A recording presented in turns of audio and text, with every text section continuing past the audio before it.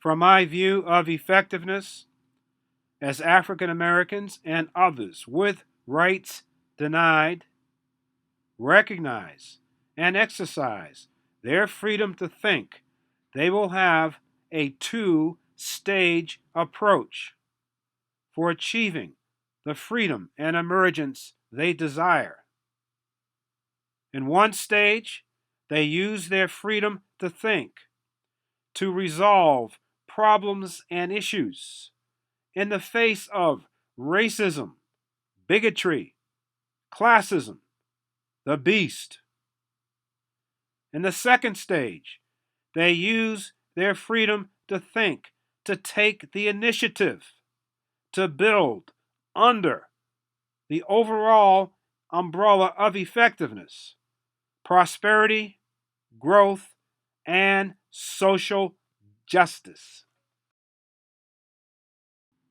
African Americans and others with rights denied can use their freedom to think to resolve problems and issues.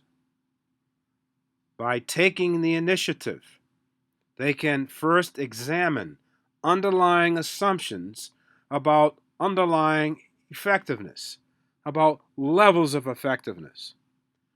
And based upon that examination, they have a foundation for challenging underlying ineffectiveness, which is related to the problems or issues they seek to resolve.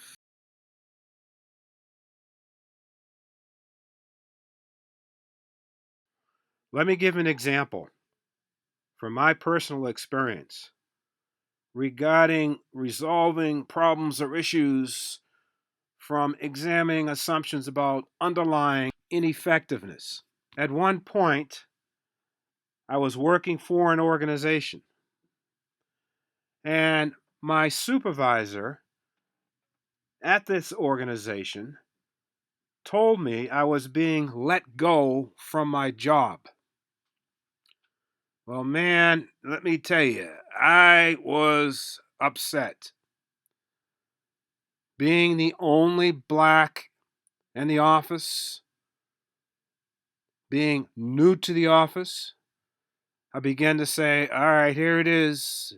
Discrimination, racism, new to the job for blacks, last hired, first fired.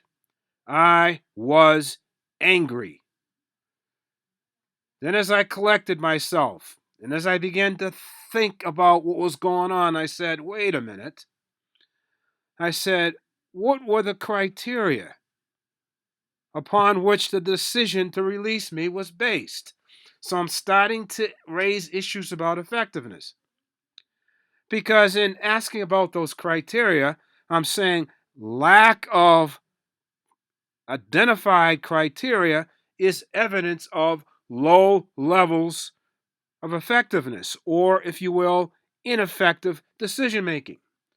So, based on that, I asked my supervisor for the criteria upon which the decision to release me was based. Several days later, after having contacted my supervisor, I'm contacted by my supervisor's supervisor.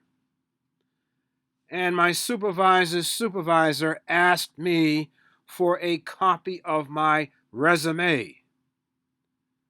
I said, wait a minute, thinking to myself, asking after the fact of the decision to release me for resume information important for the decision, I saw as a sign of ineffective decision making.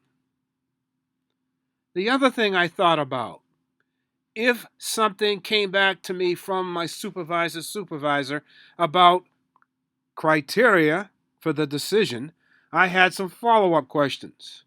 Number one, what were the specific definitions of those criteria? And getting possibly specific definitions, I asked myself, okay, what is the criterion-based validation data for each of those criteria. So I had backup questions in case they came back to me with criteria. They did not come back to me with criteria. So therefore, I continue to ask my question about the criteria up to the organization's executive and policy levels. Time passed by. I received no answer to my question about criteria from anywhere in the organization. Having received no answer to my question, I took my question about criteria to the local anti-discrimination organization.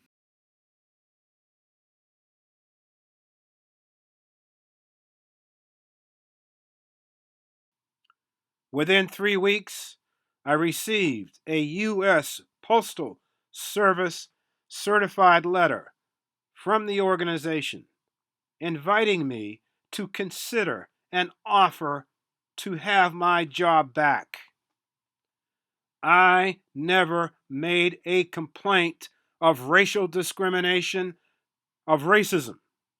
I only asked a question related to underlying ineffectiveness that I identified.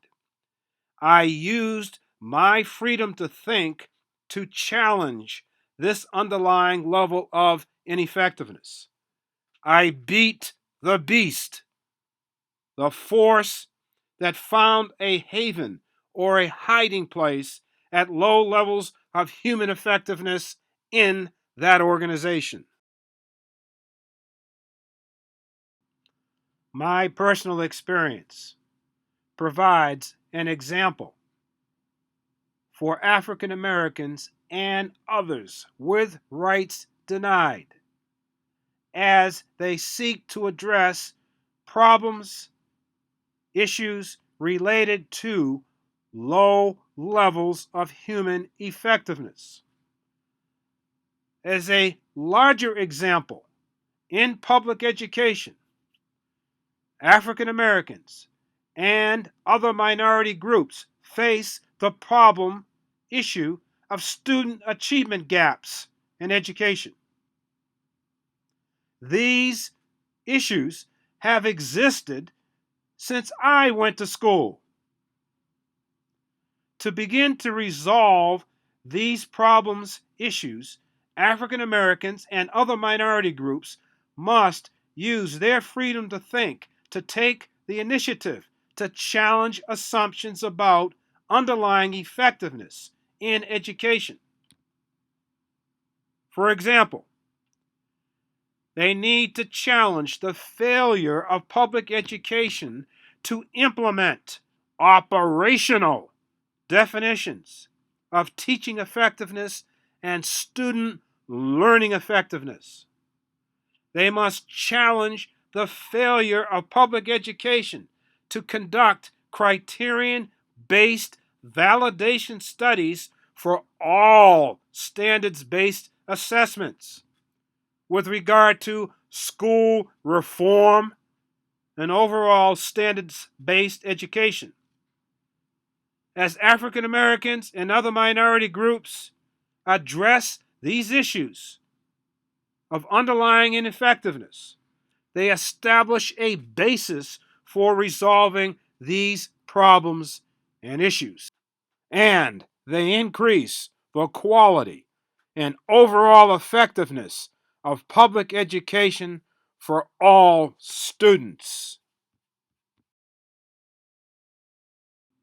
Thinking from my view of effectiveness, I see that African Americans and others with rights denied can use their freedom to think to not only resolve problems, issues, but to take the initiative to build growth and prosperity based upon effectiveness achieved through entrepreneurial enterprise, not per se providing a sales pitch to a consuming marketplace, but entrepreneurial enterprise that uses substance derived from the process of science that creates knowledge as the basis of technology, as the basis of innovation.